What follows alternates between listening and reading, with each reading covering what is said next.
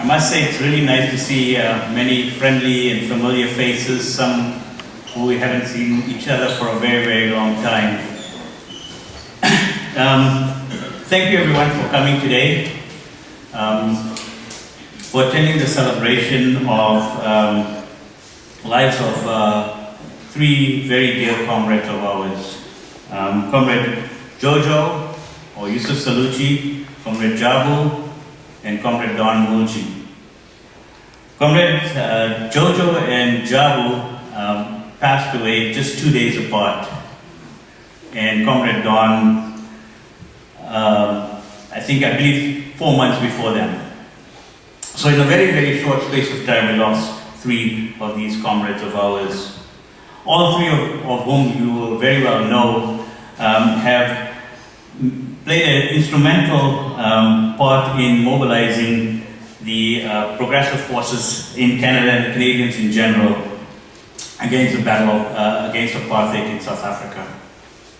You're going to be hearing from and people reflecting on their lives today from family members and others. So that's I guess for now we'll kind of go straight into that. But before we do that, just a couple of things. I first want to acknowledge some of the family members here.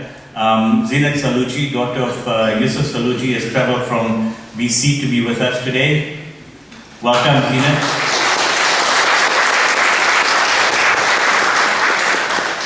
Also today we have Lynn Taylor and Makala Taylor Dube, wife and daughter of Comrade Jabu.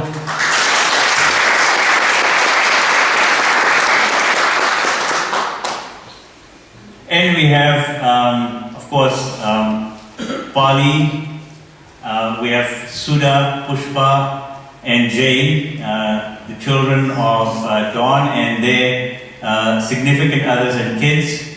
So again, welcome and thank you all for coming today.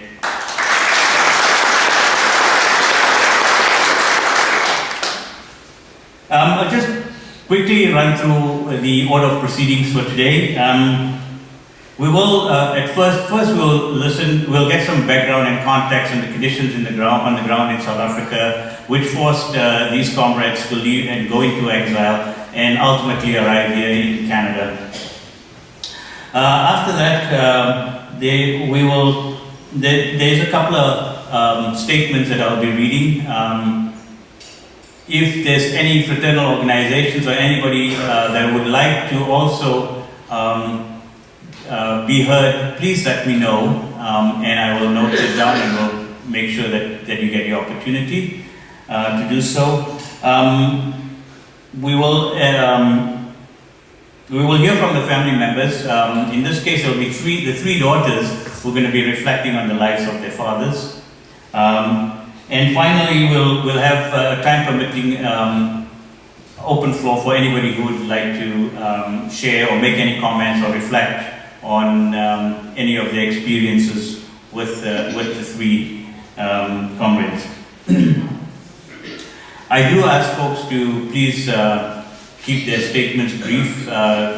We are constrained with time in terms of the venue here today. A couple of other housekeeping items. One is, I believe the bathrooms are right out straight ahead, both for the men and the women. Also, I think probably a good time now, if you haven't yet, is to turn your cell phones to silent mode, just so that there's no disruption of the proceedings. And finally, I just want to let folks know that we will be sending out a collection, and this collection that will go around, or the money we're collecting is to defray the costs that we've incurred for hiring this venue. The organizers have also agreed that any surplus funds will be donated to the hurricane and flood victims of Mozambique. So I suspect folks will be quite generous in their donations. I'm just wondering who got the collection hat. Oh, we've got that. Oh, it's up there. Probably a good idea to start passing it around as we go now, folks. So please dig deep.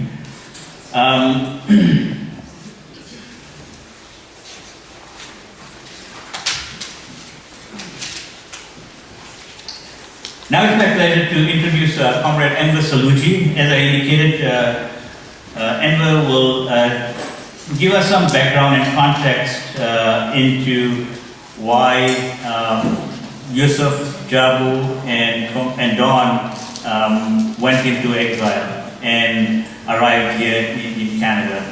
Comrade JoJo doesn't need any introduction. I think most of you know him. But nevertheless, for those who don't, he has been involved with the ANC operations here in Canada from its very, very beginning, in the late 60s, early 70s time frame, I believe. It was long before I arrived here in the shores. JoJo is currently the Assistant Vice President and the Dean of Faculty of Law at Ryerson University. I know he spent many years teaching at Ryerson as well. A few years back, he took a sabbatical from Ryerson and took up a very, very important role to act as an advisor in the Office of the Presidency in the government of South Africa. I guess that would probably be akin to our PMO, JoJo? Yeah. So JoJo, over to you.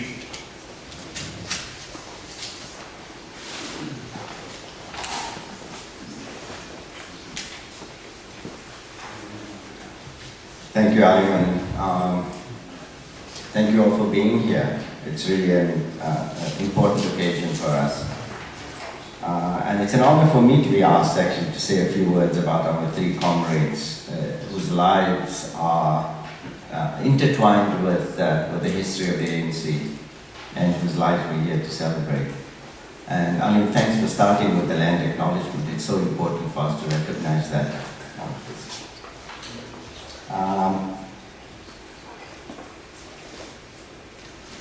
In the ANC, we've always linked our struggle to the struggle of the indigenous people of Canada.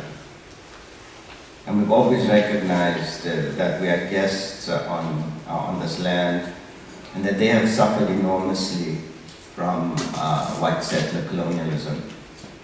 And that the British and the French took the lands of the indigenous people, the lands that we have our very homes on. And very recently, a few days ago, actually the Canadian Museum of Human Rights in Winnipeg acknowledged and agreed with the TRC that what has happened to the indigenous nations in Canada is genocide. So please let us stand for a moment to remember our three comrades and to remember what they meant to us. So I ask you to stand for a moment.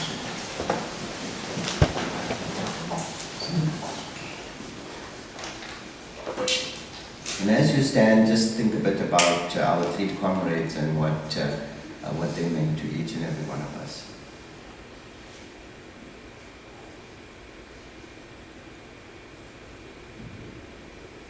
Thank you very much. So thank you for being here. Our three comrades, Yusuf, Don and Jabu, were actually joined at the hip for many, many years.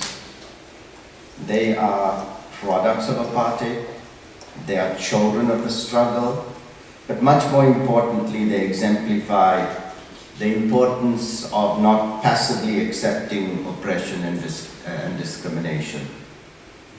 Each in their own right exemplifies the importance of human agency, taking deliberate decisions to join with others in struggle and in struggle for human rights and fundamental freedoms.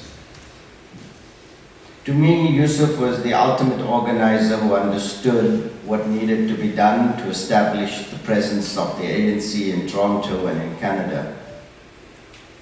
And he always kept our spirits up, even when the struggle against apartheid looked bleak. Don, in his incredibly elegant way, taught me the importance of art in struggle, introduced me to the world of theatre and music, and in our downtimes, we went to listen to jazz in the city. And from Jabu, who lived with Yusuf before he lived with Lynn, I learned the art of diplomacy and leadership. Each of these three was an amazing leader, a true son of Africa and a true son of the ANC. And the history of each is the history of the ANC and the history of the struggle against apartheid. We met Don on a train from Johannesburg to Lusaka, and we spent a day and a half with him in the same cabin.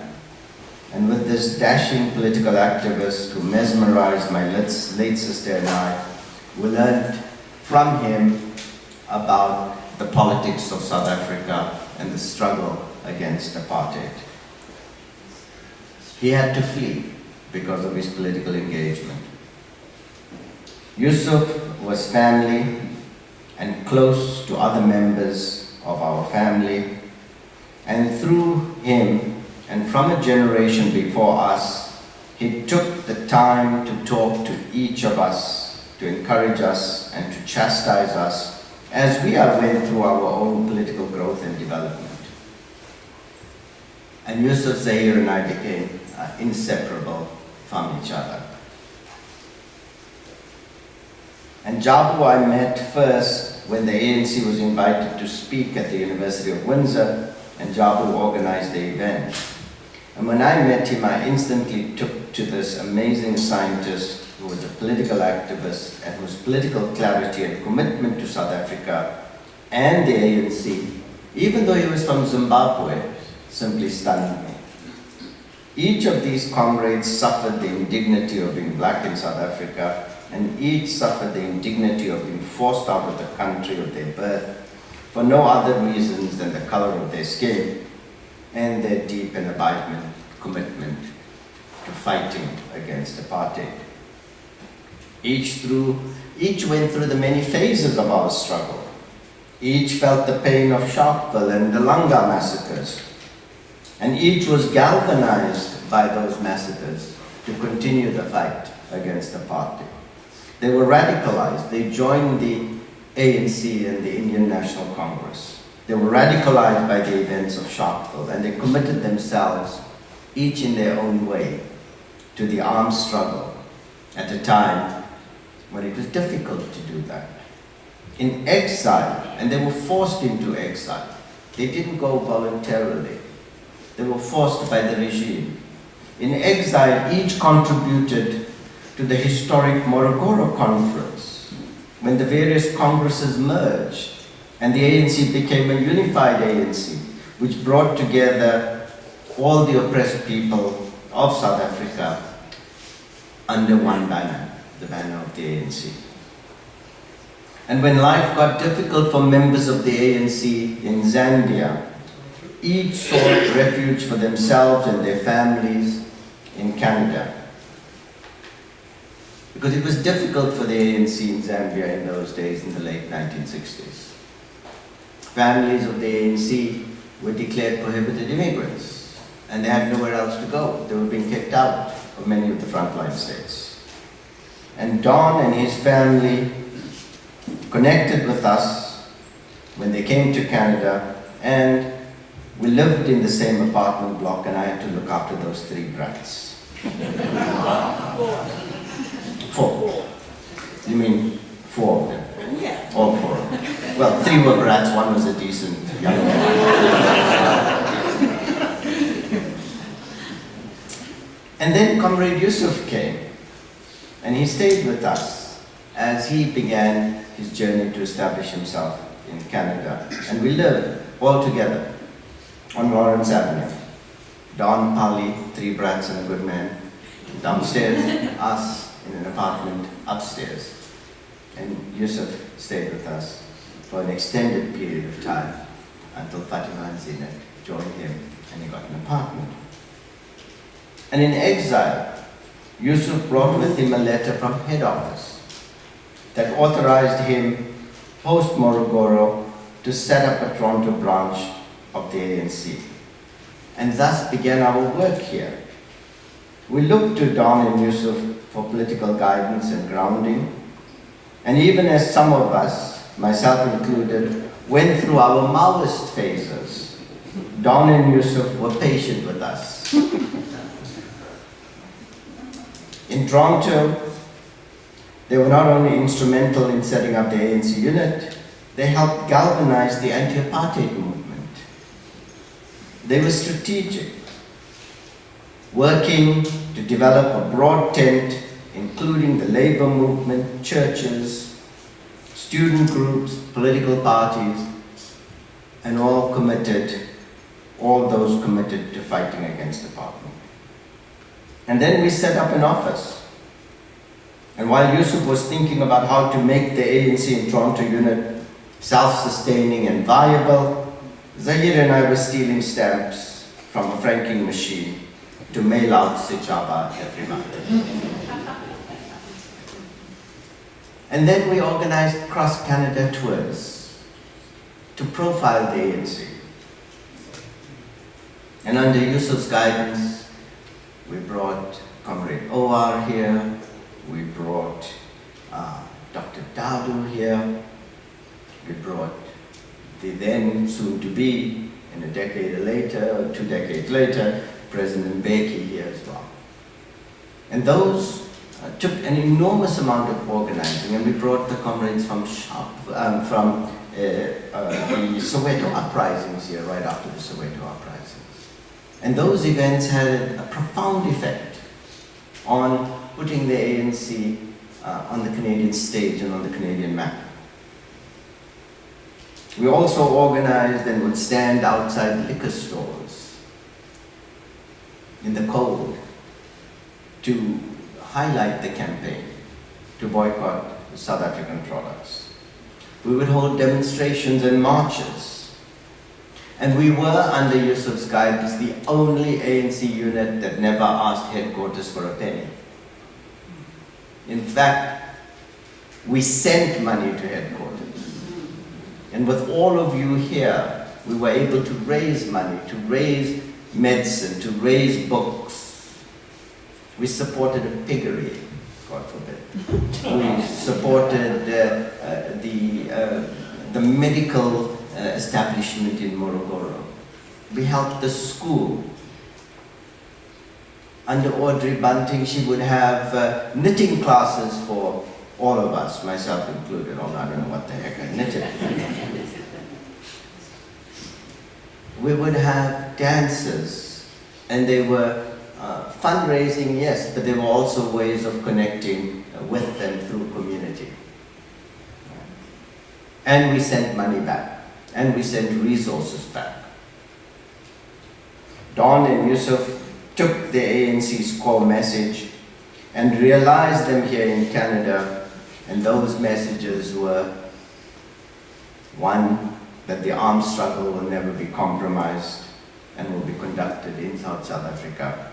But at the same time, externally, we had the responsibility to support the armed struggle, to explain to Canadians and to the government and to organizations and to our supporters why the armed struggle was necessary and why international solidarity was an important element in the struggle against apartheid. And not many understood why armed struggle was important. And then came 1985 and the Cowboy Conference, and the ANC took another critical decision to render South Africa ungovernable and to simultaneously engage in talks with the government of South Africa. And I remember distinctly Enver Domingo, Don, Yusuf, and others who went to that conference, who came back and said, guess what? There's going to be a new direction, one that operates simultaneously on 2 tracks. The armed struggle will continue, and dialogue with the regime is going to be open. And many of us were aghast at that time that we'd even think about talking with the regime. And I remember Endo Domingo saying to us, this is the direction, you have no choice, you're going to make the case as well when we're talking to our supporters here. So they came back with that message that we were going to work on these two fronts and that our job was to complement the mass mobilization of South Africa, of the people, with explaining and developing and continuing to build the solidarity movement. And that was a turning point for us, as it meant that there was definitely light at the end of the tunnel. And then the Eminent Persons Group went to South Africa, and the walls were beginning to crumble. And the Cold War was entering a new phase, and the Soviet Union and the Eastern Bloc countries were going through their own political convulsions. And of course, there were major changes in the frontline states as well. And so there was pressure developing on the regime from its supporters, and there was pressure developing on the ANC from its supporters. And the pressure was on both to come to the negotiations table. But the regime was wounded, but still incredibly strong. And the rest you all know. Nelson Mandela was unbanned, the ANC was unbanned, leaders of the UDF were unbanned, Mandela came out of prison, he did his world tour, and was simultaneously engaging in negotiations with the government about the transition to democracy. Yusuf was recalled to head office, Jabu was our chief representative, and he guided us through this really interesting period of the ANC's history, where we were simultaneously waging the armed struggle and negotiating with the regime. And we have comrades here who were sent into the country by Yusuf, who were also slightly confused. Am I fighting the armed struggle? Am I going to go and talk to the regime?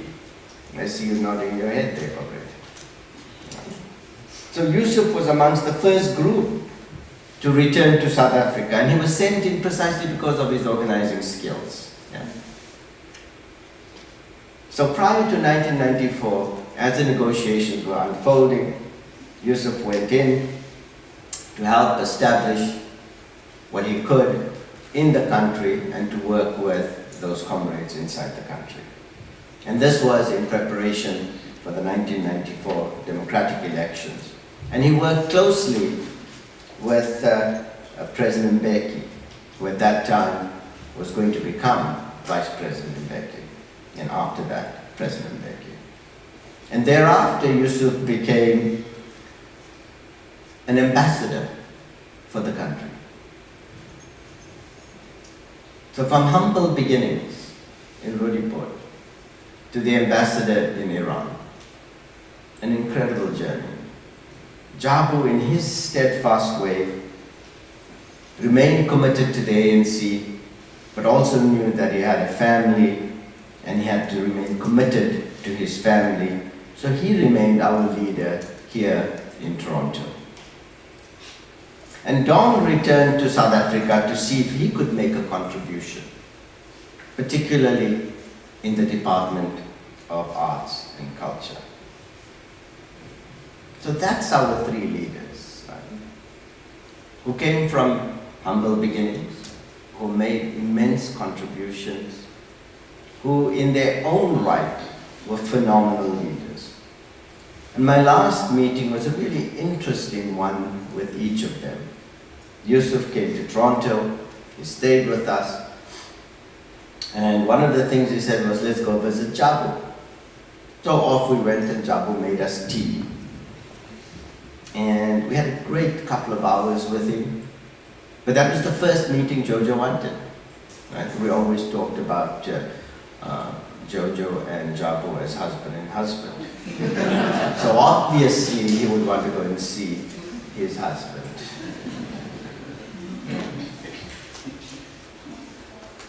And then the last time I visited Don, and Zubi and I went to see him, he was in a home, and he was incredibly gracious, even as he lay there.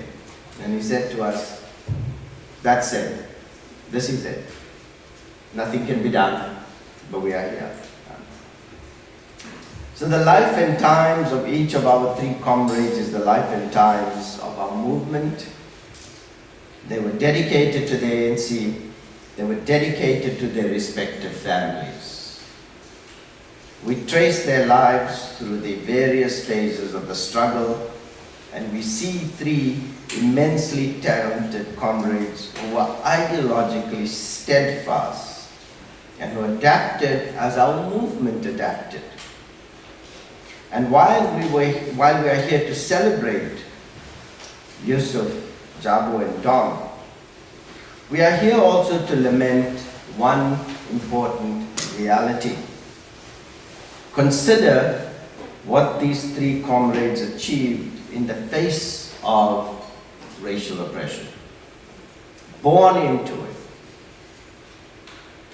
And now consider what they could have achieved had they been born in a free and democratic South Africa, where we were not hindered by settler colonialism and by apartheid. Think of the contributions they could have made had they been born in a free and democratic South Africa. Had all of you been born in a free and democratic South Africa. So we remember each fondly, with respect and with heavy hearts, knowing that the various phases of our struggle were the phases of the development of Jabu, Don, and Yusuf. Thank you very much.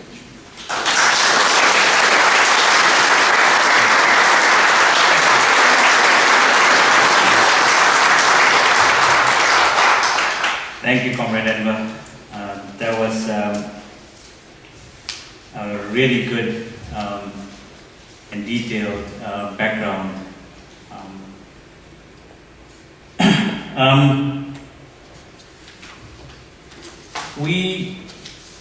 We have the speech that was given at the memorial service that was held in Johannesburg, or rather in Pretoria, South Africa.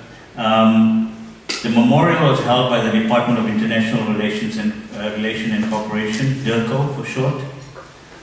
One of the speeches given was by Aziz Bahar, who was at one time the Deputy Minister of Foreign Affairs in the South African government, and a very, very close friend of Yusuf. And this is what he had to say. I'm just going to read some excerpts from his speech. Friends and comrades, once again we meet here. We meet in the OR Tambo building for a memorial service to bid farewell to an outstanding fighter for a democratic South Africa, an internationalist and an exceptional diplomat. I wish to express appreciation to DIRCO for having organized this memorial service. Ambassador Saloojee was born in 1941, but his birth certificate indicated that he was born in 1944. This was the experience of many oppressed South Africans. After completing his matric at the Roodepoort Indian High School, he qualified with his childhood friend Ahmad Timor as a teacher. During their schooling and training as teachers, Yusuf and Ahmad mobilized other students against the apartheid system. Later, as teachers at the Roodepoort Indian High School, they turned the school into a site of struggle against apartheid.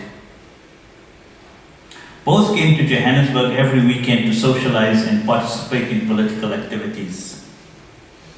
Ahmad Timor was a brother and comrade. He came to London and taught for a while. I was surprised when he informed us that he was going back to South Africa. It was only after he was arrested, tortured and killed in the notorious Foster Square that I learned that he had returned to South Africa as an underground operative, and in a short time had developed an effective underground network. His passing was a great shock to me and many other comrades. We had lost an outstanding friend and comrade. As I mourned him, I remembered the shortest working career of my life. In 1962, I was banned under the Suppression of Communism Act. By the way, if folks don't know what the Suppression of Communism Act was, it was an all-embracing act, or rather piece of law by the South African regime to hold and to detain and arrest folks for without any limitations. Yusuf and Ahmed convinced me that they could get me a teaching post at the Roodepoort School and the special branch would never know. I was doubtful, but we were young and we saw it as an adventure and an act of defiance of the system. When a short time of being at the school, I got a warning that the special branch were in the principal's office and I made a hasty exit. My shortest stint of being part of the working class ended. I left for exile in 1964. In 1965, Ambassador Saloojee left for Zambia and worked as a teacher. He left Zambia for Toronto, Canada in 1968 and continued teaching. He, along with other South Africans in Toronto, started mobilizing support for the ANC and the anti-apartheid struggle. Not surprisingly, within a short time, he was appointed ANC Chief Representative in Canada. Canada at the time was a parochial country. There was scattering of anti-apartheid progressives and anti-apartheid activists, but they were dispersed and not organized. The political parties were not involved in any anti-apartheid or international solidarity activities.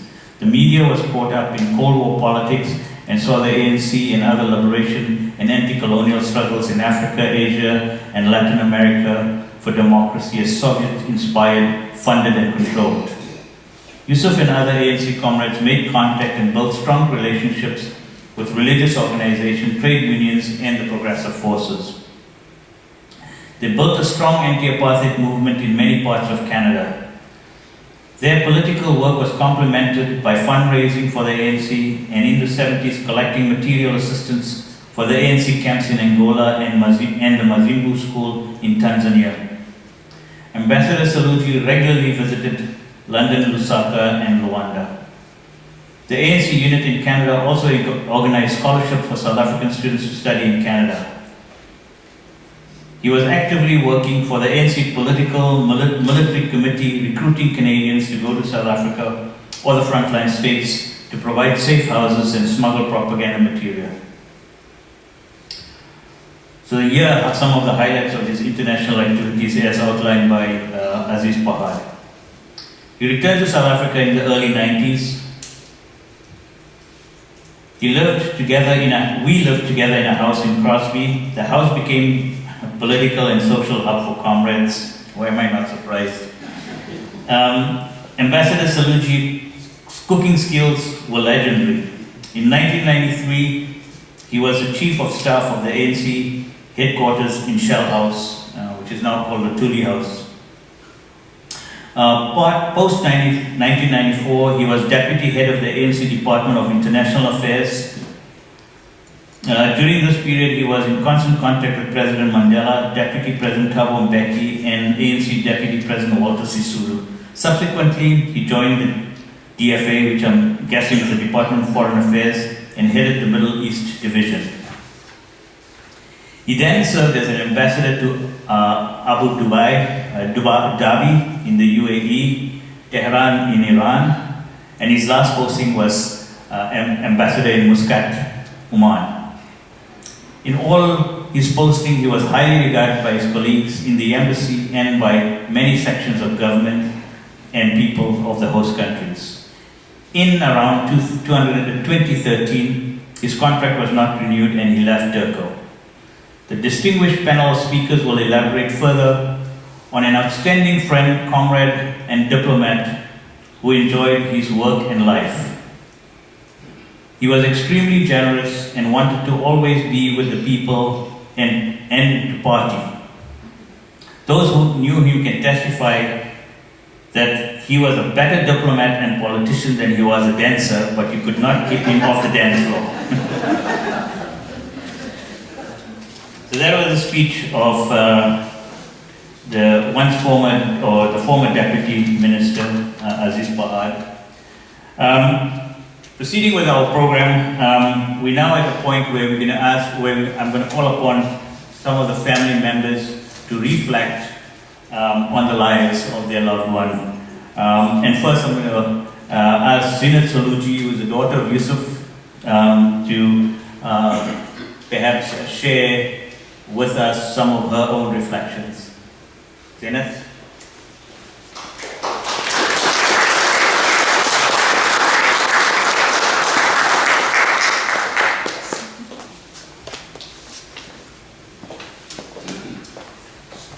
Thank you, comrades and friends, for coming today. It's a really privilege to see everybody, and bittersweet in the sense that I haven't seen many of you for a very long time, and I'm probably unrecognizable, as some of you I might not recognize some of you. It's been a very difficult year for me and my family. My mom passed away last year on the 17th of March, and a year later my father passed away while visiting South Africa. And actually, the reason he went to South Africa was, and I'm not sure if all of you know or some of you know, that there was a bit of a scandal in relation to an MTN issue. And my father went very sick to South Africa. He had just come out of hospital.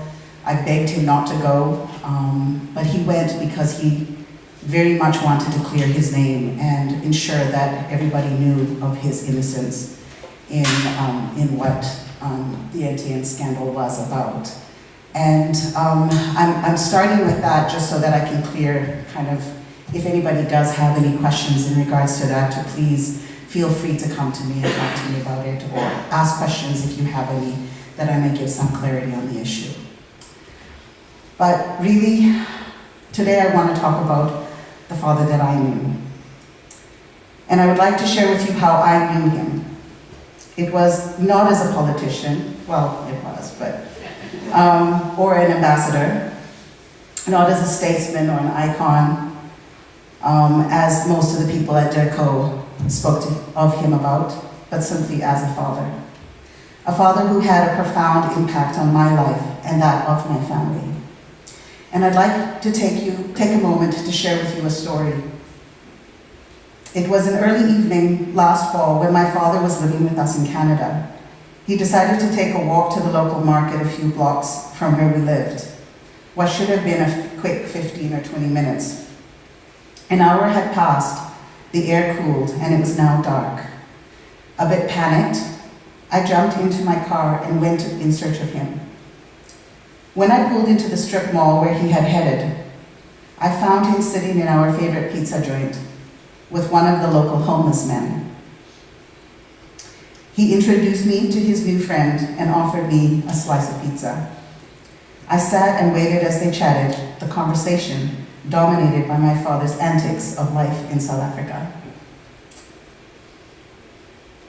As we left, my father removed his coat and handed it over to his friend, assuring him that he had another coat and didn't need that one. The man had tears in his eyes as he thanked my father and hugged him. As we drove the short distance home, my father shared with me how he had come to find this man. He said that when he left the shop with his groceries and was heading back home, the man was sitting on the curb looking cold and lost. My father greeted him and asked him if he was okay. The man's story culminated in my father buying him a meal, giving him what cash he had on him, and offering the man his coat. But more importantly, my father shared with him his heart and offered him a piece of his authentic self. This story is an example of how I knew my father and how he lived his life, open and good to all the souls he came across, genuine and giving of himself. To me, he was more than just my dad. He was my friend, my comrade, my confidant, and my teacher. He taught me about always standing up for those that couldn't, to always raise my voice against injustice and oppression, to be a leader in showing compassion, and to always live with humility, zest, and passion. One of those passions, and perhaps his favorite, anybody take a guess? Cooking, dancing, kind of half and half there. I think it was his cooking. Those amongst you here today who have been fortunate enough to taste his culinary expertise can surely agree that he was a magnificent cook. As my youngest son Shay says, he was the original gangster cook, because we're always trying to compete with him and it doesn't work. It didn't work. Roast leg of lamb, Aline, you remember that? Okra curry, biryani, tom yum soup, and my favorite, paella, with just a few of his tasteful creations. He would gather us around the table with these masterpieces as a highlight of what would always be a memorable evening. Conversations with my father would flow freely. He had such a vast knowledge of and keen intellect about the world. He shared this wisdom freely with all those around him and with such emotion and passion. His sense of humor and affectionately mischievous nature always made him the life of the party. He was always dressed to impress, and his unique style, charisma, and charm is forever imprinted in our memories. But above all else, his love and dedication for his beloved country, his drive to right the wrongs, and his deeply compassionate heart is what trumps the legacy he leaves with all of us. My heart aches for his smile. I will truly miss the deep conversations, the dancing, the cooking, and the love and respect we shared for one another. I know that he is happy to have been buried in South Africa, where his soul belonged, amongst his kin in the warm African sun.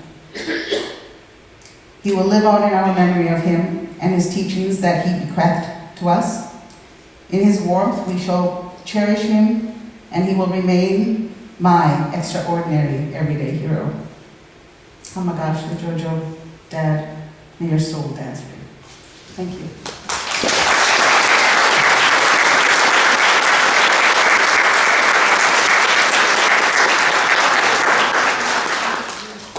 Thank you for sharing that with those with us, Zinat. I now would like to call Mooljee Dube, Jabu's daughter, who's going to reflect on Jabu as his daughter.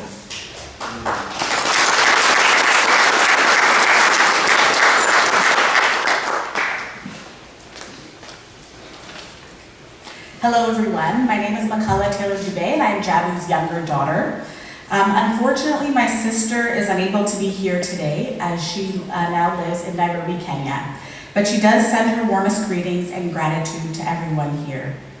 I want to start by thanking everyone for coming today to honor 3 great men who dedicated their lives to South Africa's freedom.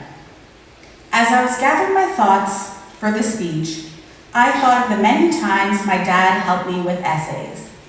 He, of course, would not write the essay for me, but he would set me on the right track. He wrote a mean thesis statement. Our father was a man of great character, and the best way to describe his life is through the following themes. The first one is news. Daddy was an avid news watcher. Since I was a kid, we watched BBC World News at 6. From 6:30 to 7:30, it was PBS NewsHour, and at 9, we watched the National on CBC. As I grew older, I would learn that it was all the same news, presented with a slightly different focus. He would tell my mom that something might have changed in the news, and he sure didn't want to miss anything. Daddy's news wasn't just restricted to TV, but he was always an avid reader of newspapers. Our family subscribed to the Globe and Mail and the Toronto Star. His day was not complete unless he had read at least 2 newspapers, and and he was always anxious to see what was written about South Africa. The second theme is sports. Daddy was a huge Toronto Raptors fan and would certainly be impressed with their progress this year. His second favorite team was Steph Curry's Golden State Warriors. When he was first admitted to the hospital, I would go and visit him, and together we would watch the Raptors play. In addition to basketball, he watched hockey, football, and soccer, but only at playoff time. The third theme is fitness. During the evening between news broadcasts, 7 days a week might I add, Daddy would be on his treadmill in the basement listening to Salif Keita, Baba Mal, and Tugu. He was devoted to fitness and took his health seriously. He even began advising his brother in Zimbabwe to take up jogging. Family. Daddy was born in 1942 close to Kezi in Zimbabwe and lived with his 3 siblings, mother, and father. He left Zimbabwe at a very young age to live with his uncle Andrew, who owned a dairy in Alexander Township in Joburg. He had moved to Joburg as well for better opportunities. In his early 40s, Daddy would meet our mom, Lynn Taylor, at a party at the University of Toronto. Daddy was a dedicated father and husband. Over the past 34 years, he and my mother created a home of love, support, and belonging. Our father encouraged us to pursue our dreams, and as a result, both my sister and I have lived and worked abroad and have careers in support of others. The next theme is politics. At 19, he had to leave South Africa or he would be arrested when the Apartheid government banned the ANC, to which Daddy belonged. He was still a member of the ANC when he came to Toronto. He started to work full-time for the ANC in Canada as information officer. He spoke all over Canada to high school and university students in union halls and to church groups. Daddy, JoJo, and others raised awareness of the evils of apartheid and raised a lot of money for the ANC in donations. By all reports, Daddy was an excellent speaker. In the late 1980s, it was a dangerous time to work in an ANC office as there were assassination attempts on chief representatives by the apartheid government. Daddy never lost his belief in the importance of democracy. His principles were steadfast. And something that's very important to him was education. And he always, he always talked about that to us. Daddy firmly believed in the importance of education and led by example. One of the most educated and well-read people I've ever met. He was hungry for knowledge and constantly reading and learning even well into his 70s. This intellectual curiosity was instilled in us from a very early age. I want to conclude this speech by sharing a few stories about Daddy. The first one comes from my mother. My mom remembers the ANC van. It was actually a huge baby blue station wagon. And both Daddy and JoJo were not that tall, okay? And from a distance, it looked like the van was coming down the street by itself. It was full of ANC merchandise and 2 of the best speakers around. The second story, so when we were kids, we'd go to the ANC office on the Danforth as kids to stuff envelopes and help out as much as we could, even though we were very young. Another great memory is attending Afrofest at Queen's Park in the summer, where Daddy sold ANC t-shirts and socialized while listening to great African music. The fourth one, Daddy didn't like being cold. On the hottest days last summer, he would sit out in the backyard, sweating, but enjoying it. And the last one, Daddy could cook. He made a mean pop and flakes. So I want to thank everyone, to conclude, I just want to thank everyone for coming today, for being involved alongside our father in South Africa's freedom struggle, and for continuing to carry out the legacy of justice, freedom, and support. Thank you very much.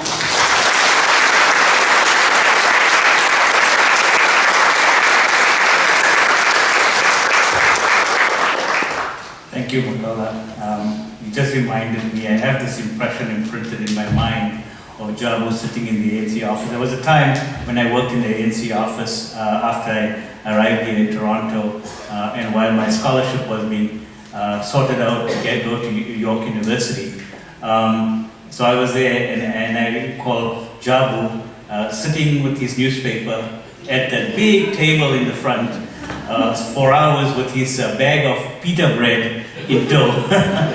Yeah. He regularly shopped on the Danforth, and one of his favorites was to take back home a bag of pita bread.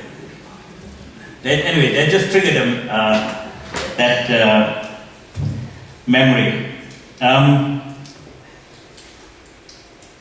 going to ask Pushpa now to come and reflect on her dad, Don.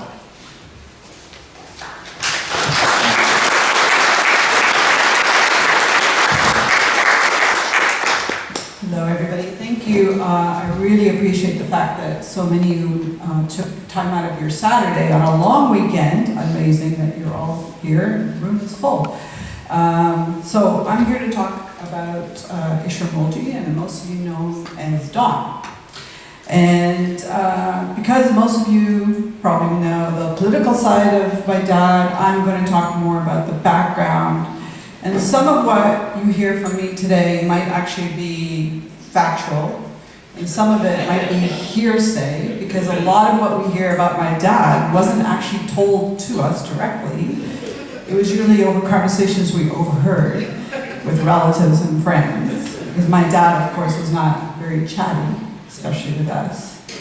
So I'm just going to talk a little about my dad, his journey to Canada, and his journey in Africa, and how he got to Toronto. So, as most of you know, unlike Yusuf Saloojee, the chattier, complete opposite of Don Mooljee, who was not a man of many words, it was kind of interesting to see the two of them together. As Zenat mentioned that many people were joined at the hip, I found that your dad and my dad were joined at the hip because every time they left the house, they were together, and when they came back, they were together. So we always thought, really and truthfully, I thought we were related to the Saloojees for a long time. The Mooljees and the Saloojees, right? Anyways, okay, so here we go. So Ishwar Mooljee was born in Johannesburg, 1935. He was the eldest child and the firstborn son in a family of 8 children, living in the heart of Johannesburg on Marshall Street. I don't know where that is, but you can ask my mother. He was from a typical working class merchant, Gujarati-speaking Hindu family in South Africa. His parents, like many others, came to South Africa by steamship, I'm heard, from a very small village outside of Mumbai. And he came, like his family, came looking for work and for a better life for their family. As I was told the story, the family began selling matches and small items at the train station for commuters that were coming home and going to work. And then they progressed into running various small food retail shops, such as a dairy, where, of course, only Indians could buy milk and cheese and bread, right? And then as a young teenager, he decided to pursue an education, which is already making him a bit of an outlier for his community and his family, because most people would go into food retail. So he decided he wanted to be a teacher, and he went to school. And I think, again, from supposition, that is where he became politicized and became an active ANC member. And he continued for his studies as a teacher while he did that as well. In his early 20s, Ishwar was married to a suitable young Indian woman who was of the same religion, the same background, and of course the same caste, because that's the way it was done back then. And Pali, my mother, Kalan, of course, came from a very well-to-do merchant Indian family, so it was a great deal for everybody. Rumor has it that they were promised to each other at a very young age by their parents, their fathers, who were the community elders and also friends. So I guess they mixed a little business with pleasure. It worked out for everybody. In 1964, Dawn, where my dad was teaching English, drama, and theater at an Indian-only school, because that's when all the schools were still segregated. And the school was called William Hills High School in Actonville in the town of Benoni. I think the younger crowd might know Benoni because of Charlize Theron, right? That's the only reason you know Benoni. All right, anyway, so by then he had 2 young children and he had a 3rd on the way. At the time, the ANC had been banned and people like Nelson Mandela, Ahmed Kathrada, Walter Sisulu, Dennis Goldberg, and Govind Mbeki were already imprisoned on Robben Island. And the search and the arrests continued for any other anti-apartheid activists, revolutionaries / comrades. So in the South African summer, remember this is now November, December, because they have different seasons, someone came up to my dad and notified him that they were looking for him and others. So the story goes that he was teaching at the school and he found out that he was being looked for and he ran out through the back. Some say he jumped the fence, I don't know, that's the truth, but that's what we heard, and escaped just in time. And also we heard that he slept in different people's houses for about a week or so until he left the country. My mother was told that he was in hiding and he had left the country. He had escaped to Zambia to join the many other anti-apartheid activists where the ANC was based. And Indian traditional norms, her mother was actually living with her in-laws at the time. And so being left with her children, living with her in-laws, she had no idea where her husband was and if he was safe or if he was alive. Eventually, letters arrived. Letters arrived from Zambia, but they were actually from England, through a friend of my father's, comrade Desmond Francis, who has also passed away. This individual had been jailed, interrogated, and tortured by the Southern white government. Luckily, he had been released and he escaped to Zambia and then settled in the UK. Months after, our father received the news of the birth of his 3rd child, a boy. And I don't know how, but he snuck into the country, spent 2 or 3 nights with my mom and the rest of the family. Yeah, I know. And then he managed to safely sneak back to Zambia, where he stayed with strangers, but of course you might know those strangers, but we didn't know those strangers, while he lived and worked in Zambia for 2 years. After the birth of his 4th child, a girl, I'm not explaining that, our family was reunited in Lusaka, Zambia, and he studied and worked as a teacher for 4 years while we lived there. So many of the people who we grew up with and knew us and we knew them were family. Political activists all fighting for the same cause. People like Mak Maharaj, Mooljee Yusuf, Desmond Francis, and Yusuf Saloojee, of course. Not to mention the scores of people, all the political activists who stayed with us as they made their journey from South Africa to settle in cities across the globe. If you think about it, we were actually part of the Zambian Underground Railroad, right? So in 1968, my father had to make a decision between the UK and Canada because his papers were now expiring and he could not go back to South Africa or stay in Zambia. So he chose Canada because he had a cousin there, and I think probably because of the Saloojee family as well. He arrived alone in the spring of 1969 in Toronto and was given permanent immigration status because he was a teacher. The family, with support of financial and otherwise from his in-laws, joined him in August of 1969. From there, with the comrades that we are remembering and celebrating today, Yusuf Saloojee, who was joined at the hip with our father since Zambia, and later Jabu Dube, the other quiet guy, who all shared a mutual respect and admiration for each other. All these men played a huge integral role in the history and legacy of the ANC struggle in Toronto and Canada. To many of you here today, this is just history. But to us, Don Mooljee's family, the people we commemorate today are sorely missed, as they are part of our family in Toronto. Not bound by blood, but rather bound by promise to South Africa, and also our unique experience that we shared here in Canada. I want to give you some history of my dad's life after he settled in Toronto. I want to read an article that was published in 1980 in the Toronto Life magazine, and it's entitled Strangers in a Strange Land, Exiles in Toronto, The Lowly Lives of Those Who Cannot Go Home. And these are, of course, in my father's words. In South Africa, you can't help being political, even if you're not a politician.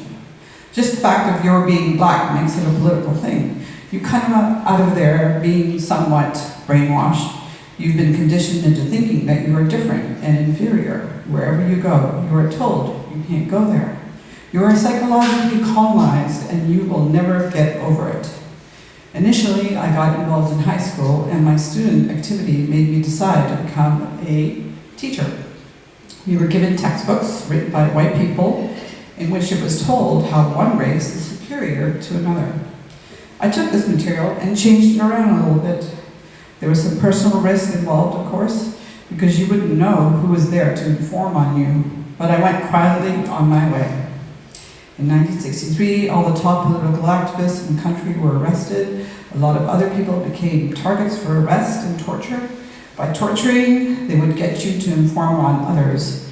I got wind of that fact, that there would be someone coming around for me. I had never been out of South Africa, but I had a valid passport and I used it. I left virtually nothing, with nothing, and I didn't know where I was going to go. At the airport, I was very nervous, going through customs, even going through that final door to the tarmac. I still had that dreaded fear that somebody would put his hand on my shoulder and say, come along with me. It was only when I was in the air did I know that I had made it. I now teach English as a second language in Canada, and since I'm an immigrant myself, I can relate to the work easily. I put in a few hours when I can with work pertaining to South Africa, helping with ordinary things like licking stamps and folding flyers. Over there, the government is slowly giving in. They know they have to. Things are going to happen much sooner than we expected, and the people are optimistic, which they were not before. I would like to go back when conditions change. Of course, if I went now, I would be arrested, interrogated, imprisoned. But the hope of being able to go back someday gives you some kind of substance, and working politically gives you purpose. I have a circle of friends here from South Africa, and we meet and talk about old times. We have our music, and we keep ourselves going. And so finally, that was actually from the Toronto Life magazine, December 1980, and it was written by Lonnie Phillips. Sorry if I misread that. Finally, I want to share with you some facts about Ishwar Mooljee's other passion, just as important to him as his passion for his country and his family. And that was his theater work, which began in his younger years in South Africa until the mid-2000s in Toronto. This is his body of work from a bio he wrote years ago, titled Actor, Poet, Director. He worked at the Toronto Ensemble Theatre in all productions and directed. Notably, he directed Tagore's Sacrifice and Athol Fugard's The Blood Knot. He worked with the Black Exile Theatre, the Theatre of Change, the Theatre of Passe-Muraille, and also was the cultural attaché for the African National Congress in Toronto to promote South African anti-apartheid struggle through theatre and performance art. He was also a registered actor member in his spare time. He also managed to star in 3 major movies. In 1998, the movie My Own Country, where he played Dr. S.B.T., directed by Mira Neer and starring Marissa Tomei. In 1995, he was in the movie Romantic Undertakings, and in 1992, he was in Masala, and he played Bahadur Singh. So that's my dad. I didn't get to talk about a lot of other things, but most of you know who he was and what kind of a person he was. I just want to give you some background information. And I want to thank all of you for coming today to remembering Don Ishwar Mooljee, his comrades, JoJo Saloojee and Jabu Dube. Thank you.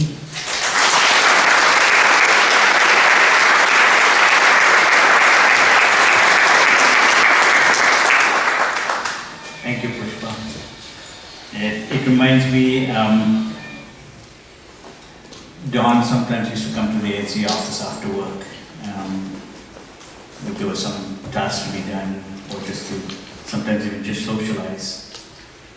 And then we lived actually close by, so I remember taking the long ride on the Don Mills bus from Pig Station, and we would invariably chat about South African jazz giants, Kippie Moeketsi and Donald Brand, and he had such a great knowledge and understanding of the early South African jazz giants of the 50s and 60s. So it was great, and I enjoyed those trips on the Don Mills bus. We have a message from Comrade Mervyn Lash, who's unable to attend today, but he sent a message which I will read out today. Comrades, it is with sadness that I received the news of the passing of comrades Jabu, Yusuf and Don. However, while I regret that I am not with you in person, it is with pride that I share celebration of the lives of these fallen foot soldiers of the South African struggle. I do count myself as extremely fortunate to have been associated with each of them over the many decades, going back to our early anti-apartheid start in Toronto in 1969. I defer to others to capture the historical intimacy of shared struggle on the streets of Canada over this lifetime. I shall forever cherish with humility the fact that I have crossed paths with these comrades in our life search for human decency and purpose. I suggest we should all celebrate with pride our efforts in the generation of international solidarity with the global struggle against the scourge of apartheid. I'm sure you all share with me belief that there is no more precious a life than one dedicated to fighting against the collective suffering of others. In this spirit, we can do no greater justice to the legacy of these comrades than to sustain our dedication to the total elimination of inequality and injustice in the new South Africa. Amandla, Aluta Continua, Mervyn Lash.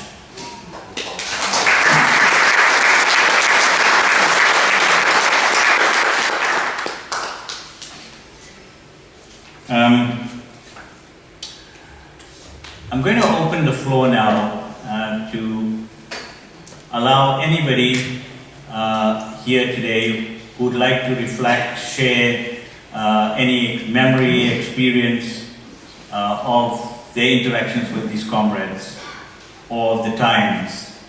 Is there anybody that would like to come? Dominic, you look like you're interested. Come on.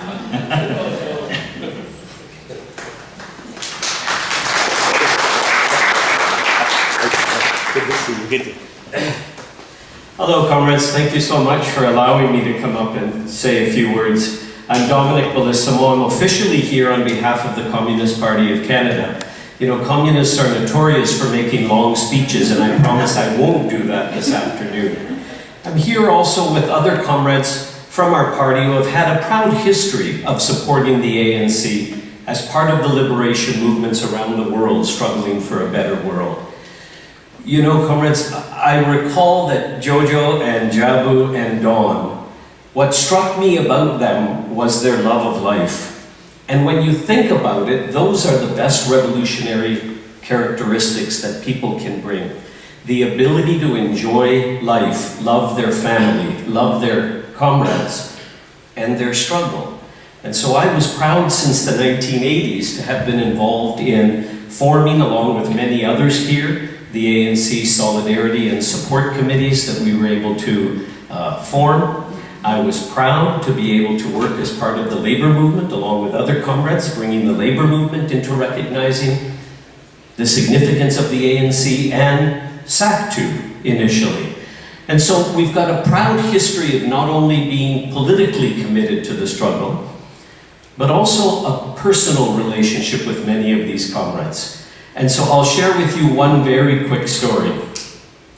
Comrade Jabu used to work on the Danforth right next to the party office for a number of years, and we could count on Comrade Jabu to be able to tell us exactly where the article was located in which issue of a magazine that we were searching for so that we could quote from it. And so Jabu was making all of us look more intelligent, more committed, more dedicated. Now, Comrade Don could always talk to us about the latest progressive theater and his frustrations with much of the theatrical world when it refused to delve into political issues. And Comrade JoJo, what can I say about him? Comrade JoJo allowed our party and individuals that are often here in the room to do not only what was legal, but also encourage us to do things that were less than legal. And I have to say, comrades, it was fun. It was a lot of fun to boycott South African products, to protest at their consulate, to stand out in front of liquor stores and grocery stores and proudly tell people why we were standing there and telling them not to buy that wine or those apples or that produce. And I recall once Comrade JoJo told me, you have to send you on a very important mission. It's extremely important that you go and meet some comrades in Lusaka. I'd never been to Lusaka before. He gave me the address, he gave me the instructions of who I was supposed to meet. I landed in Lusaka, went to the address I was supposed to meet his contact, and the house had been burned down a week ago. With typical Dominic and JoJo coordination, we had not talked about a backup plan.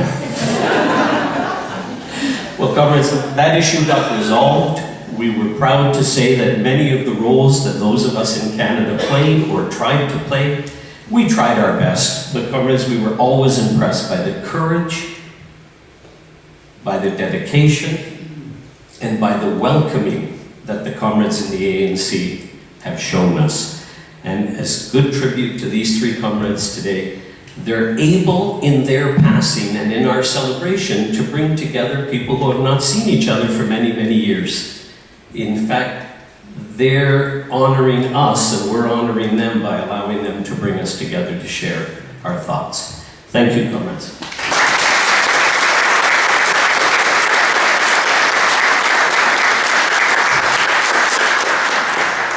Thank you, Dominique.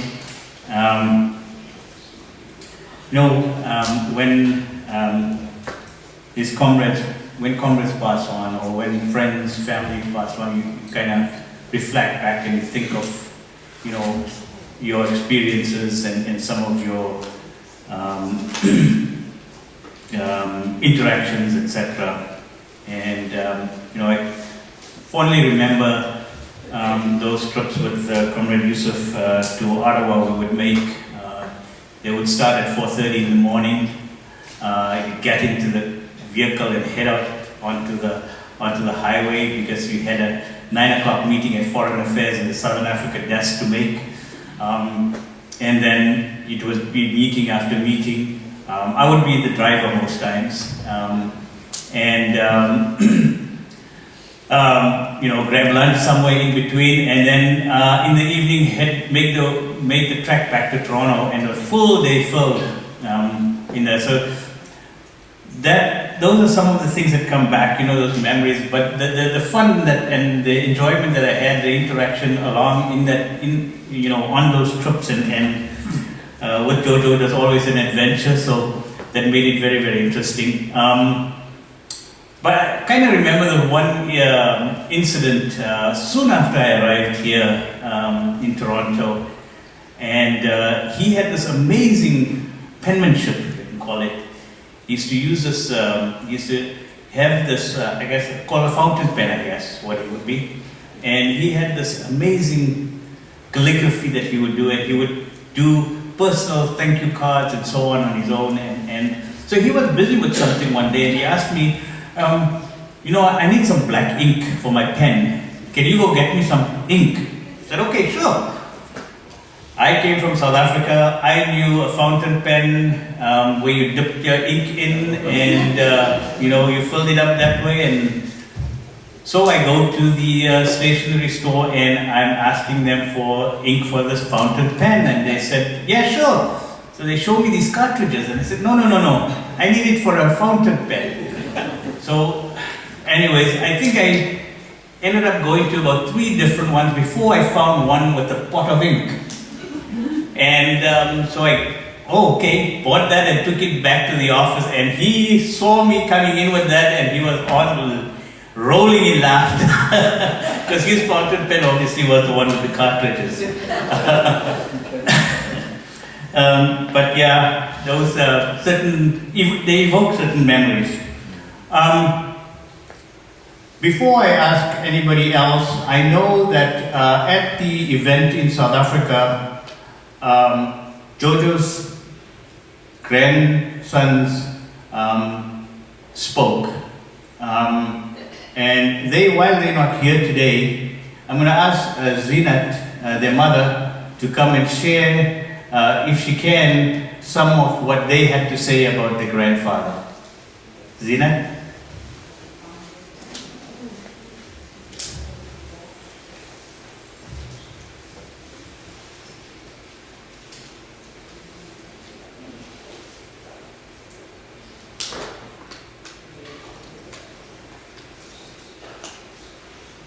I think we may be on Zinat's phone, eh? Yeah.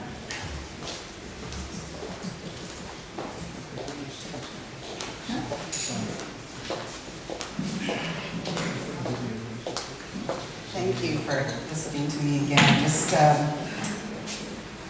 I just wanted to share a few things of what my boys had to say. I didn't bring Kamil's, he's the oldest, but I will read Mooljee. Shay is my 14-year-old, and as as I said earlier, my father lived with us, and so they had such a beautiful relationship. They spent a lot of time together. They cooked together. My son would ask him a million questions about life in South Africa and politics, and of course my father shared those avidly with him.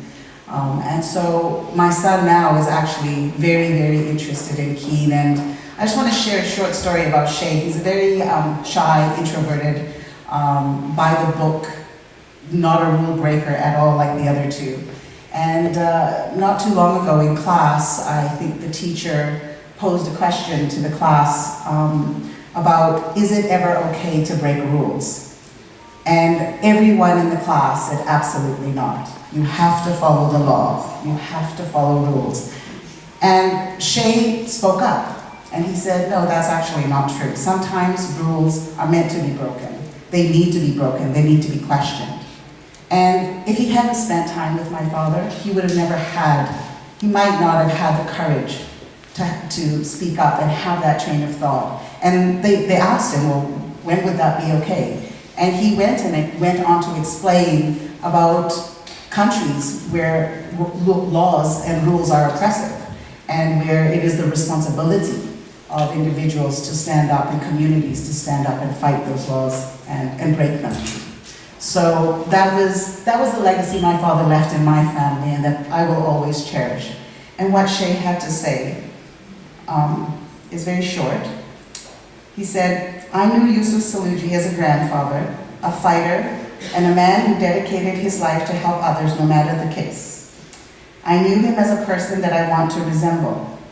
Many people have famous role models in their lives, people they look up to. For me, he was mine. He is and always will be an inspiration to me and so many other souls that he has touched. So that's from Shay. And if you'll indulge me just for a few more moments, I'd like to share with you my son Mooljee's words. And he spoke at the Durko Memorial, and this is what he had to say. So thank you everybody for coming to honor my grandfather, friend, and wingman, Yusuf Saloojee. Mooljee and my father, so my son Mooljee had an accident a few years ago, 7 years almost to the day, where he broke his neck. And so that was a very big reason why my father came to stay with us, was to support us through that trauma, family trauma. And he's great. He's not recovered. He's quadriplegic, but the two of them are like two peas in a pod. Really, they're identical in personality. So So his body was trained to attack, but he says here, Yusuf was a warrior. His body was trained to attack, but his unbreakable spirit was conditioned to love. His only hate was against hate itself. He was just as much a symbol of peace than the white dove. He came across many challenges and many foes during the struggle against apartheid. And without violence, he was able to fight back, bringing in a new democracy in South Africa with all of his comrades. He showed compassion and kindness to everyone, regardless of which side they belonged to, and always saw the best in everyone. Finally, he can now be reunited with Martinuk, his best friend that he lost to the struggle far too long ago. He wept all these years and missed him so much, but now it is your time, Papa Joe. His favorite thing in life was to see others wearing the smiles that he gave them. The taste of spices and flavors of his recipes linger on my palate as I reminisce the time I had with him. While you see his family, siblings, and admirers sit in silence, such a pure soul, yet his history was filled with struggle, sacrifice, and violence. A viciously tortured soul that found forgiveness for his most intimate oppressors.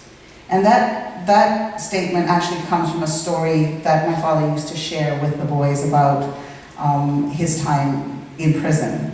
And that many, many years later, being in solitary confinement and being tortured, and then returning to South Africa, and one day with Aziz coming across this very same person who, or prison guard who did torture him. And the conversation and the fact that they went out and shared a drink together and gave each other a hug at the end of that conversation, and just that he forgave this man for all those years torturing him and oppressing him so much. A man that not only achieved but exceeded his greatest endeavors. His life ended exactly where it was supposed to, with his blood mixing in the red African soil, along with his fallen comrades, his heart peacefully resting where its loyalty lied, amongst the townships, the Cape, the mountains, and the farmlands. The warm rain cries down in mourning. The disbelief of departure is heard while the thunder smashes the clouds apart. The weaver birds gather while the tangerine sun sets over the horizon to sing an orchestra of life to ease my mother's aching heart. Prayers were spurred from across the planet, from all the faithful souls that he had persuaded and influenced. We don't know where he is now, but you can feel the sadness, surprise, and disappointment from his sudden discontinuance. In the end, my heart does not cry for my beloved grandfather. He lived a full, exciting, incredible journey. It is watching what he fought so hard for crumble in front of me that concerns me. And as time goes and our generations get older, we shall never forget Yusuf, the mighty African soldier. And so that's from Mooljee. Thank you for allowing me to share.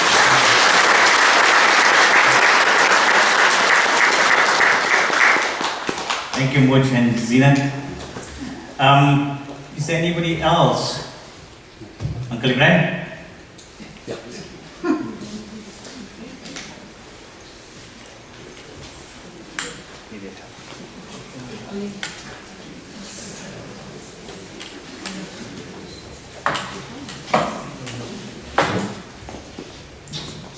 Samahandra.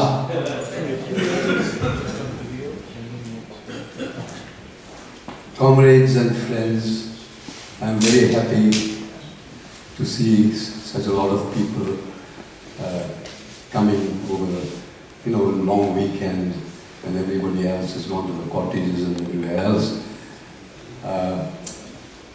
You came here to honor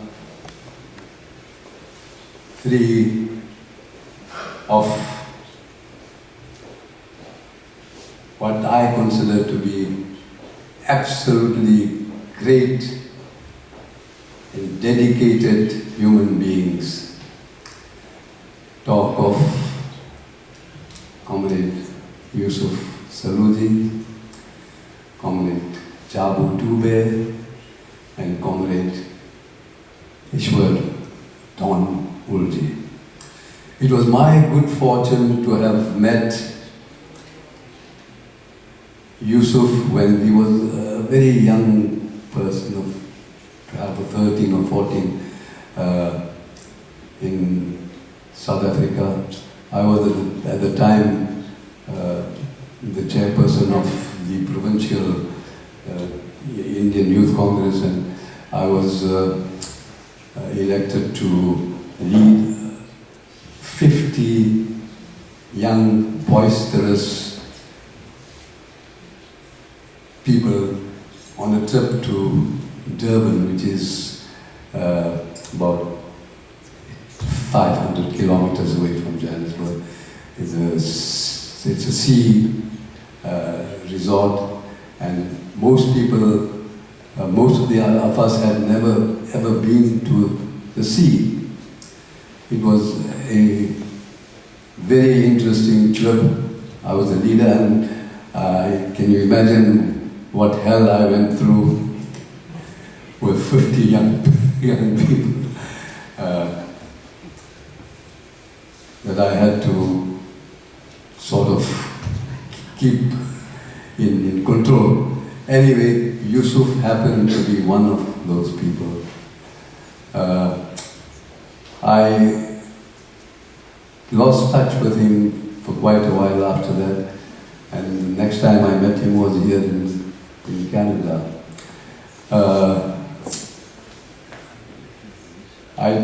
Very much has been said so far, so I don't think I can say too much, but Yusuf was one of those people. You know, I had my ups and downs with him, no question of doubt about that.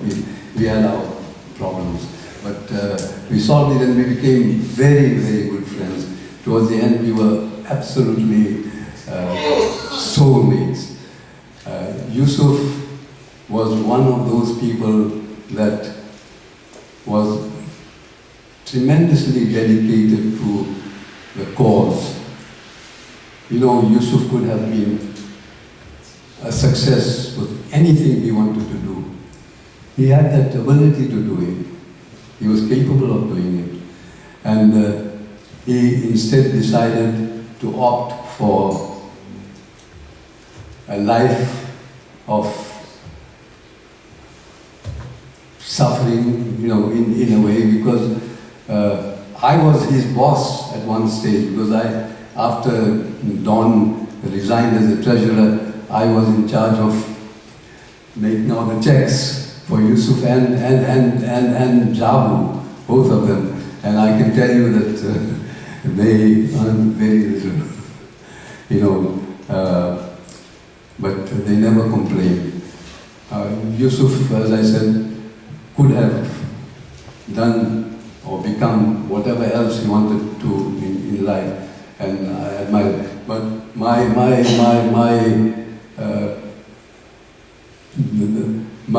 admiration for that person is that he, you know, and I must say that he solely, you know, once he became the secretary of the local African National Congress, and once he became the chief representative of the African National Congress in Canada, he went out of his way to organize, to get the Canadian people to know or to learn about the problems that we were facing. Canadians were completely in the dark about these things. Absolutely, they didn't know what apartheid was. Give it to Yusuf that he managed to get hold of people in the churches, people in the trade unions, people in the schools and so on. And he managed to organize things, and he managed to get us money, because without money you cannot do anything. And he managed to do that on his own. give him that due. Without him, I tell you that the Canadian chapter of the African National Congress would have been nothing, and we would not have been able to do very much in this country. But we did, and we are very happy that we had. Now Jabu Dube, Don Mooljee, and so much has been said, I won't say anything more, but I want to pay my final tribute to all three of them. They were great, dedicated human beings, and we need to, everybody needs to acknowledge that fact. And all I want to say now is that we hope and pray that they rest in peace. Thank you very much.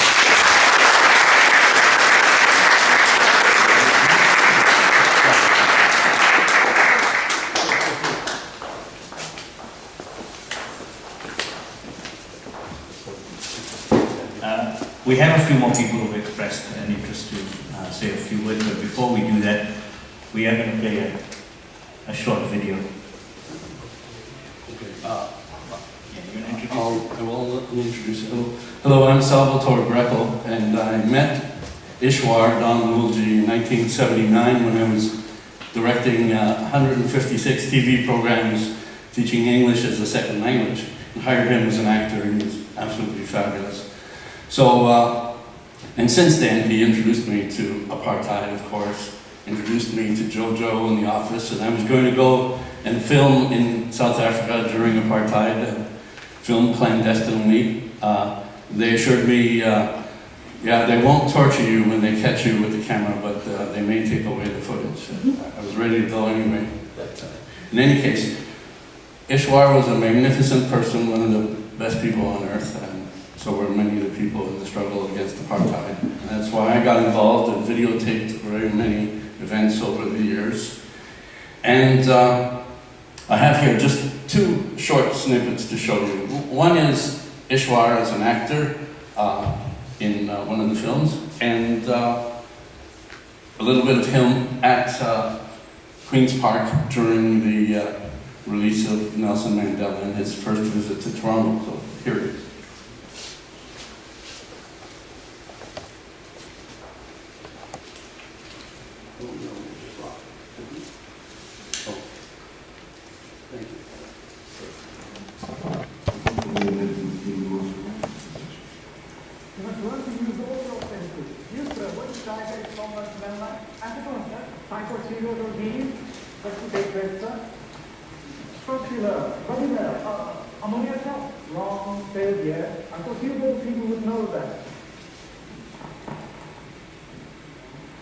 Never forget, inspection, then palpation, then percussion, and finally, auscultation.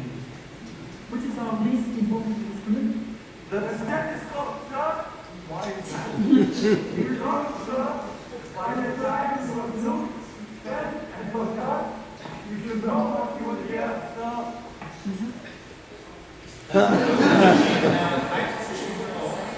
Nelson Mandela and 7 others were sentenced to life imprisonment. The same year, 1964, when I left South Africa. And since that time, I've been in exile. Most of that time I've spent in Toronto. I've spent 20 years in Toronto. When I first came to Toronto, there was no ANC in existence at the time. So we, a group of us, about 5 or 6 of us, set up the ANC committee, which is then known as the Toronto ANC Committee. And over the years, we've worked at developing the organization. And of course, after 20 years, this is the part of the fruition of that work. And we now have a full-time office, with a full-time representative. When I left South Africa, of course, the idea was to continue my work overseas in exile, which I have been doing. My work has been mainly in the field of culture, doing things like poetry readings, directing plays, but through the medium of culture to send a message across to the people. And one of the people that I always use readings and cultural programs was to read about Mandela, to read poetry written about Mandela, to read things that he had written in his own books. And so it's the full circle, complete circle of my coming to meet him in Toronto now after having spoken about him for so many years.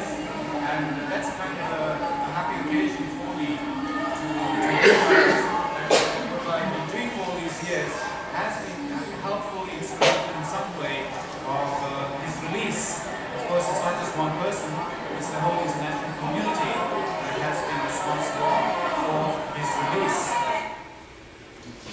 Thank you very much.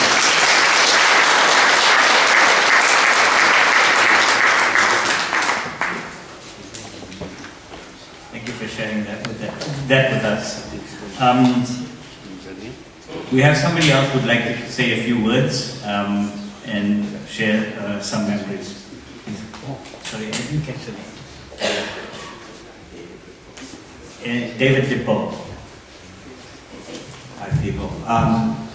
This was I went to meet with Yusuf at the ANC office in the fall of 1985. He phoned me and said, come over, I want to talk about how to build the anti-apartheid coalition in Toronto. I said, okay.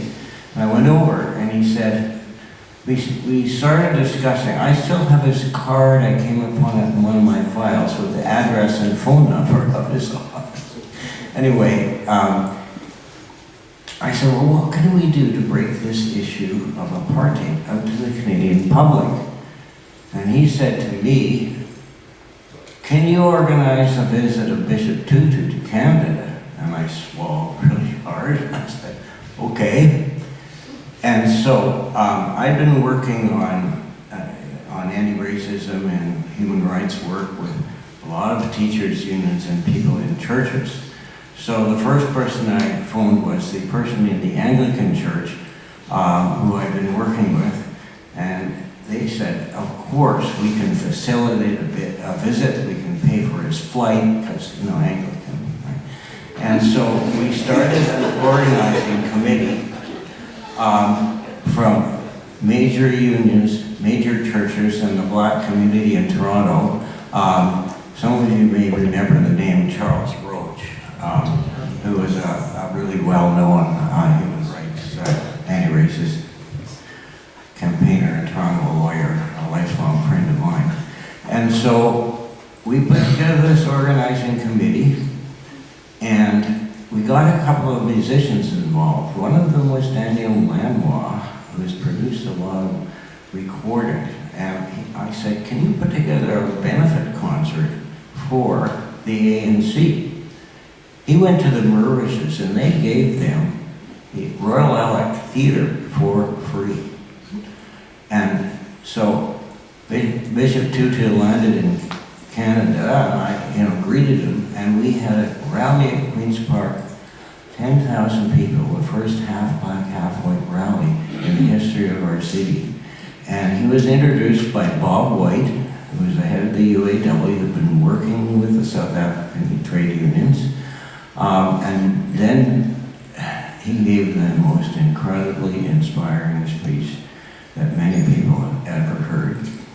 The next night, he also preached at the big Anglican Cathedral in Toronto, and we had arranged for him to go to speak at 2 high schools as well. Then he also spoke at the Ontario legislatures to say they should ban South African goods from being put on sale, and they should join the movement against apartheid. So that was step one. This concert at the Mauritius paid all the ushers, all those technicians to put on this concert themselves, and every single cent from every ticket plus the buckets that went around went straight to the ANC.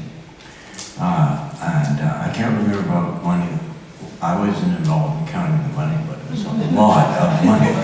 And it was at a time, to remind you all, where the United States was saying that the ANC was a terrorist organization. And so then we had arranged through some politicians we knew, he spoke to Parliament, asked them to join the sanctions against apartheid, which they eventually ended up doing, the Mooljee government. And then he went on a national tour right to Vancouver. I have friends who remember hearing him speak in 1986, later in the summer in Vancouver. This was May of 1986 when he got here. And so, to me, and what happened, and what Yusuf said, thank you so much, we have broken the issue of apartheid out to the Canadian public. And we felt, in our organizing group, incredibly proud of managing to make the issue of apartheid public, or, you know, an understanding in the Canadian public about what apartheid was.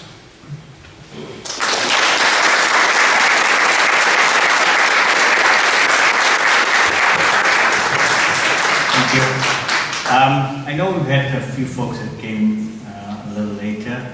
I'm not sure who holds the, or where the box is, the collection box, but it'd probably be a good idea to pass it around. Oh, there it is, right here. To pass it around again, just for people who missed it. This is to defray the cost of this hall here, and as I indicated earlier, that any surplus will go to the, will be donated to the victims of the hurricane and flood in Mozambique. Omar? Yeah, sure. Yes.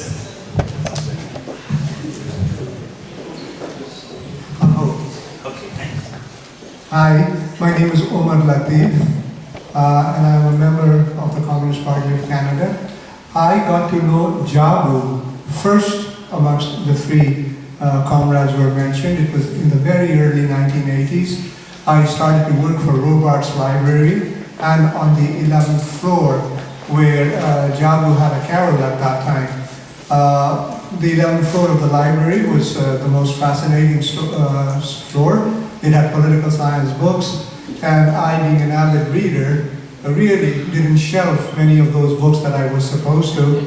And then when I met Jabu and all, I'm like, you know, my work took much second place. What I remember about Jabu is his certitude, is his absolute conviction that apartheid would fall. And it was very hard for me to understand. You know, Zimbabwe became independent first, and then Angola, Mozambique, and Guinea-Bissau, and all of them served as basis for the liberation movement after Tanzania, Morogoro. And then, out of the blue, you will all remember, came the Nkomati Accords in 1984, when, under great pressure, Robert Mugabe signed the accords with the South African regime, where the bases in Zimbabwe would not be allowed, the ANC bases would not be allowed. And I ran into Jabu a day or two or a week afterwards, and I said, Jabu, now what? And he said, believe me, the writing is on the wall. Apartheid will fall. And I just looked at the man. And the very next year, as somebody pointed out, the ANC launched its Make South Africa Ungovernable.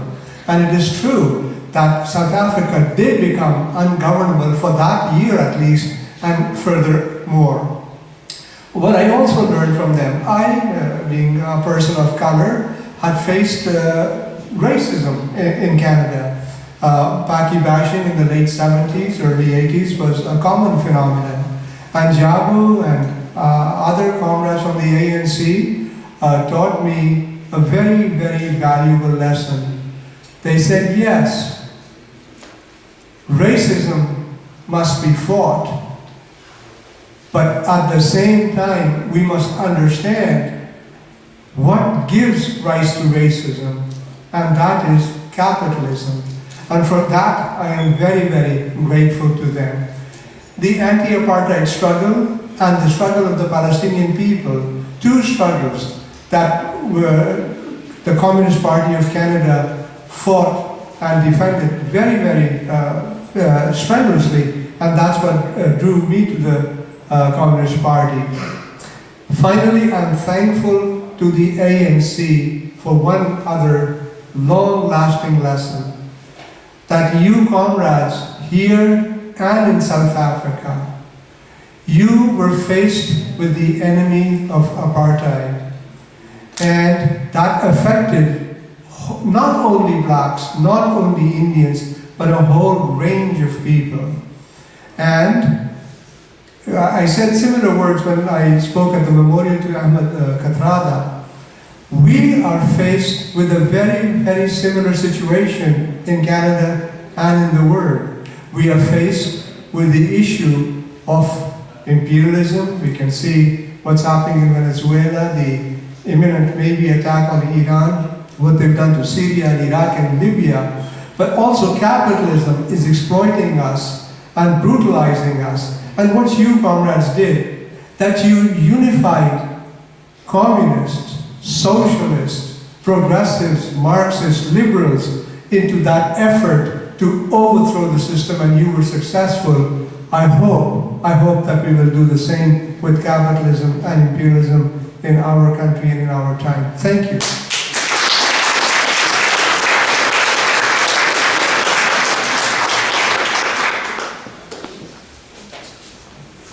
Thank you, Omar.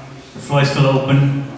Folks, anybody else would like to say anything?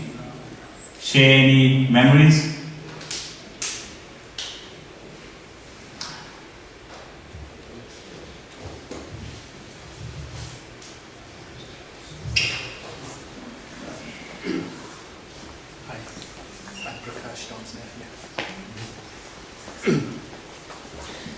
Hello everyone. My name is Prakash and I'm Don's nephew. Pushpa earlier said that there were 8 siblings. Don was the eldest. My mother is the second eldest. And I was pretty young when Don had to leave the country. But I do have some memories, but just want to say a few words about the absence of Don in South Africa for the family as we were growing up. We always knew about this, we call him Mota Mama, which is Mota means big, and Mama means mother's brother. So we all affectionately always call him Mota Mama. And we didn't know much about him except that, he was this mythical figure that had to escape and live abroad. But the one thing was that my grandfather in particular, and my parents as well, never wanted us to get involved in politics. Never to discuss politics. Because see what happened to your Mota Mama. He can never come back home. Do you want that to happen to you also? So that's how we were growing up. But the 3 leaders that we have lost here, I think the central thing that runs, is that they were people of character, people of courage, and they were in the fight for freedom, not for themselves, but for everyone else. And they sacrificed a lot. And I think we can't underscore that fact enough. In those early days was very difficult. It wasn't easy. The apartheid regime was extremely brutal. And our parents and grandparents always said, be careful because you don't know who to trust. You don't know who was working for the state. And that was a very dangerous thing to do. But growing up in South Africa, it was inevitable that we became involved in politics. Sooner or later, either directly or indirectly. And so, it was very difficult, I think, for my uncle as well, and not having his extended family. Of course, he had his immediate family, and he had his adopted family in Canada as well. But I think he yearned for his extended family, his siblings, his parents. So much so that in the mid-70s, he decided to take a fairly high risk in coming to a neighboring state called Swaziland. He could, of course, never come into South Africa itself. But he took the calculated risk to come to Swaziland, so all of us could go and see him in Swaziland. And some of you who know the neighboring countries, people were being knocked off, people were being assassinated, people were being kidnapped. In fact, just this week, we had a visitor in Ottawa from the ANC, Mr. Ibrahim. And he was a deputy minister of what's called now DIRCO, but Foreign Affairs. And he was telling me as well that he was actually also kidnapped in Swaziland, and he was brought to South Africa and stood trial. So it was a very dangerous thing to do. But it tells you that his immediate family, his politics, his arts, his culture, but also his extended people, his extended community. My uncle was also one of the first few people in the community to become a teacher. It wasn't very easy because, as Pushpa said, my grandparents used to hawk toiletries at the railway station. And he set an example for others in the community to follow. And upon his passing, I know a couple of teachers within our community called me up and said, he was an inspiration to us, and it's because of him we became teachers. He also gave us a lot of inspiration. I knew Jabu only briefly, I knew JoJo only briefly, but they are the people of character that laid the foundation for the freedom that South Africa started enjoying in 1994. And that fact cannot be forgotten, the sacrifice, especially, Canadians, I think it was just mentioned a moment ago, Mandela was considered a terrorist, until he became an honorary citizen many years later. So, to convince Canadians and the politicians wasn't an easy task. And so, that was an extremely, extremely difficult time. Imagine leaving the country, leaving your family, and not knowing where you're going to be, how you're going to be surviving. So, we are now standing on the shoulders of these great men, and I don't think enough can be said to honor them. In South Africa also, I think, people tend to forget the contributions that are made. And I think it is incumbent upon us to remind people that, as the Freedom Charter says, South Africa is for all who live in it, black and white, and everybody sacrificed, everybody contributed. But sometimes memories are short, and I think we have a lot of work ahead of us still. The last 10 years has been basically lost because of a lot of, as you know, corruption. But I think it's incumbent upon us now to double our support for the people in South Africa for a new vision and a new leader now. Within Canada itself, it's a great country. I had to leave the country as well 30 years ago, and somebody mentioned the Eminent Persons Group, and one of the Canadians who represented the Eminent Persons Group was Archbishop Ted Scott, and because my life was threatened at the time, Archbishop Ted Scott personally sponsored me, and I'm in Canada because of him. So there are many great Canadians. Lastly, I'd like to say one thing, is that Canada is a great place, but we have a lot of work ahead of us still. And the one thing we need to do, I think, in the same way that we supported the struggle for South Africans' freedom, I think we need to double our efforts for equality in every respect for our indigenous peoples in Canada. I think, the Indian Act upon which indigenous peoples are administered, some of those aspects of the Indian Act was exported to South Africa, and some of the aspects of apartheid was modeled on the Indian Act. So we have succeeded in getting rid of apartheid, and I think now it's incumbent upon us to try and do the same for indigenous peoples here in Canada. Thank you.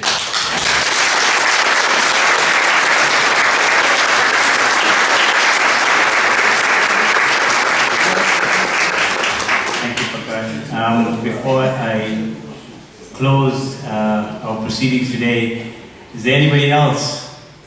Just want to make sure that everybody is given the opportunity. Well, thank you, folks. I want to thank you all for coming today. We have this hall for maybe about another hour, so please feel free to mingle and stay. I just want to also recognize some of the folks that put work in organizing this event. Farooq Dinda, Babu Mullah, Zahir and Alan Bayat, Pushpa and Jayti. I hope I'm not missing anybody, but if I am, please accept my apologies. Yourself? I just showed up today. Thank you.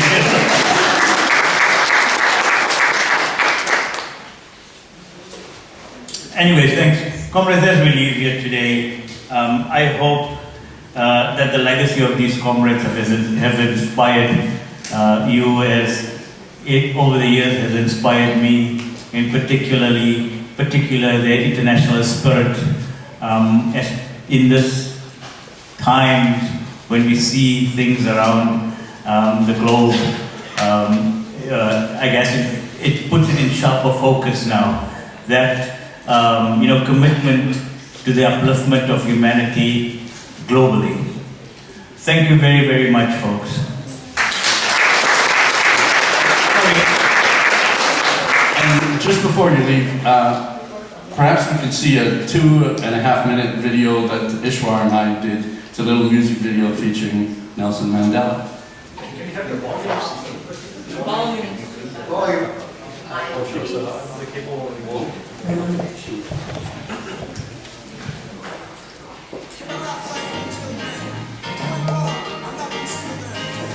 This one's for the children, all the precious children. Yes, for the children, for all the children in peace. Yes, we them right. Can't help but be the children. Yes, we them right. Can't help but be the children. Yes, we them